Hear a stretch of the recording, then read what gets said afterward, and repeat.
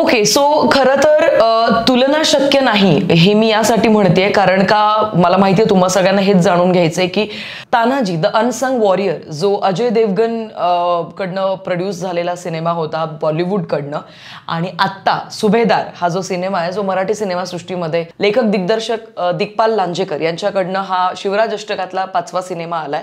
तर या दोघांपैकी नक्की कुठला सिनेमा बेटर आहे, नक्की कुठला सिनेमा चांगला आहे, हे कंपॅरिझन ऑब्व्हियसली होणार होतं. कारण का दोन्ही सिनेमे ज्या आपल्या एका वॉरियर, जो आपला असा एक मावळा ज्यांचं नाव जरी घेतलं तरी अंगावर शहारे आल्याशिवाय राहत नाही, एक असा योद्धा ज्याच्याबद्दल आपण सगळेजण प्रचंड जास्त भावूक होतो आणि खूप जास्त प्राऊड आहोत, तर अशा एका योद्ध्याबद्दल हे दोन्ही सिनेमे आहेत, ते म्हणजे आपले सुभेदार तानाजी मालुसरे.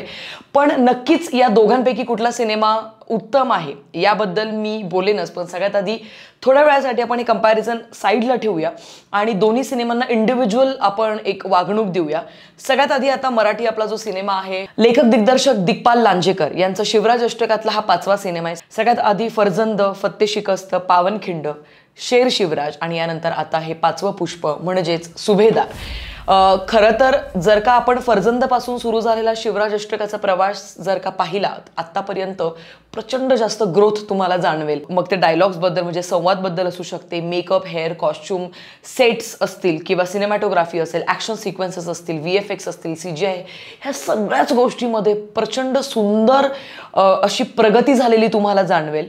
आणि खरं तर आपले मराठी सिनेमे महाराजांवरती जितकेही बनले, हे मी नेहमी सांगत आली आहे की बजेट कमी असल्यामुळे त्याच्या लढाया दाखवल्या जातात, ते जे खोटं रक्त दाखवलं जातं VFXच्या माध्यमातून, ते इतकं जास्त टेक्निकली स्ट्रॉंग नसल्यामुळे त्या थोड्याशा फेक वाटू लागतात आणि त्या लढायांमुळे जे आपण कनेक्ट करायला हवं ते आपल्याला कनेक्ट होत नाही.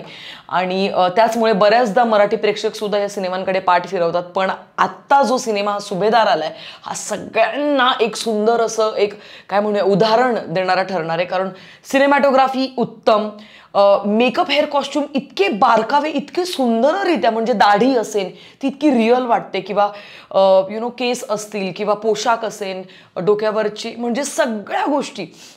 त्याचबरोबर स्त्रियांची जी वेशभूषा आहे, स्पेशली जिजाऊ मातांची, सुभेदारांच्या अर्धांगिनी ज्या आहेत ज्यांची भूमिका स्मिता शेवाळे यांनी प्ले केलेली आहे, मला असं वाटतं त्यांचं सुद्धा कॉस्ट्यूम, साडी, नऊवार इतकं सुंदर वाटतं ना.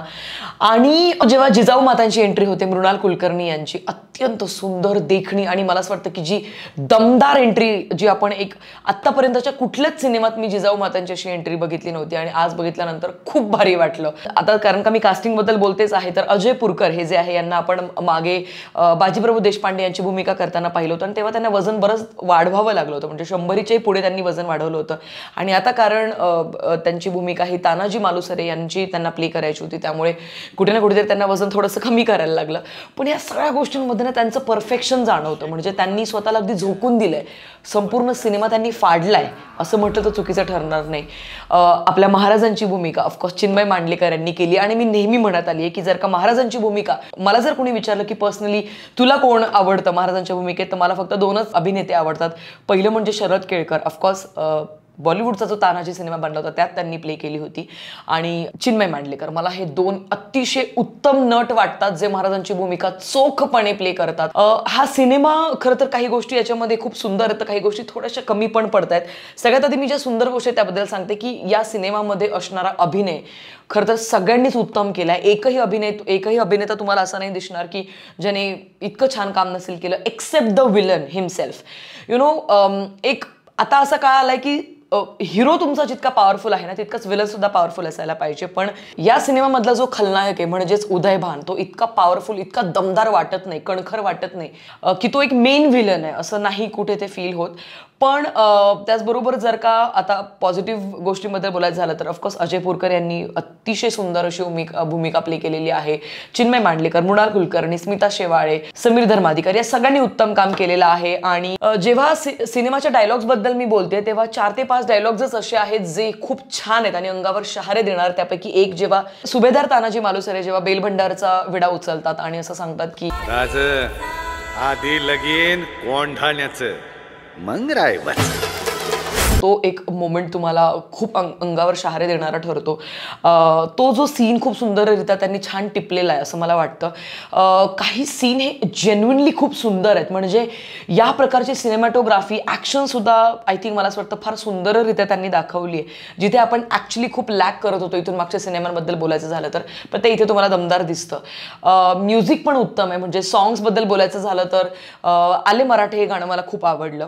या सिनेमामध्ये एक छोटीशी गोष्ट अशी दाखवली जी मला जेन्युइनली माहिती नव्हती. ती म्हणजे की लग्नामध्ये म्हणजे मालुसरेंच्या जेवढ्या पिढ्या आहेत त्यांच्या सगळ्यांच्या लग्नामध्ये 360 दिवे का लावले जातात, तर कणकेचे दिवे. तर त्यामागचं त्यांनी ते रहस्य सांगितले. ती अतिशय सुंदर परंपरा आहे. सो ती मी आता तुम्हाला सांगणार नाही. मला असं हवं की तुम्ही सगळ्यांनी तो सिनेमा बघावा, तेव्हा तुम्हाला ते समजेल. पण आता जिथे मी चांगल्या गोष्टींबद्दल बोलते तिथेच काही गोष्टींमध्ये खंत पण मला वाटते. ती म्हणजे की हा सिनेमा प्रचंड लेंदी वाटतो. स्पेशली पहिला जो भाग आहे सिनेमाचा, फर्स्ट हाफमध्ये हा सिनेमा काही सीन्स कट केले जाऊ शकले असते, पण सेकंड हाफमध्ये सिनेमा चांगल्या प्रकारे आपल्या सगळ्यांना तग धरून ठेवायला लावतो आणि ते मला आवडलं. अजून एक गोष्ट की बीजीएम इतकं स्ट्रॉंग नाही आहे, बॅकग्राऊंड म्युझिक ज्याला आपण म्हणतो, जे असायला पाहिजे. स्पेशली ॲक्शन सिक्वेन्सेस असतील किंवा डायलॉग्स आहेत भारी भरकम. बाकी हा संपूर्ण सिनेमा मी असं म्हणेन की फॅमिलीसोबत जाऊन बघा. मराठी सिनेमाला वर आणण्याची जबाबदारी आपल्या सगळ्यांच्या खांद्यावर आहे. नुसतंच मराठी सिनेमासृष्टीतली माणसं नाही तुमची जबाबदारी आणि त्यांच्या खांद्यावर आपण ते ढकलू शकत नाही. ॲज अ प्रेक्षक मंडळी म्हणून आपलीही काही जबाबदारी आहे आणि नक्कीच आपण ती करूया. म्हणजे सुधारतंय, बजेट वाढत आहे आणि सगळ्या गोष्टी आपल्याला दिसत आहेत स्क्रीनवरती. बाकी हा सिनेमा मला प्रचंड आवडला इथून मागच्या सगळ्या सिनेमांच्या कंपॅरेटिव्हली. बाकी जर का आता मी पुन्हा माझ्या थंबनेलवरती येते की जर का बॉलिवूडचा तानाजी आणि हा कंपॅरिझन करायचं ठरलं तर नक्कीच बजेट वाईज या सगळ्या गोष्टी जर का बघितल्या तर बॉलिवूडचा जो तानाजी आहे तो सिनेमा थोडासा पुढे आपल्याला जाणवतो. कारण त्यातला विलन स्ट्रॉंग होता, VFX स्ट्रॉंग होते, सगळं स्ट्रॉंग होतं. Background music was literally epic, amazing होतं, सगळं बाप होतं.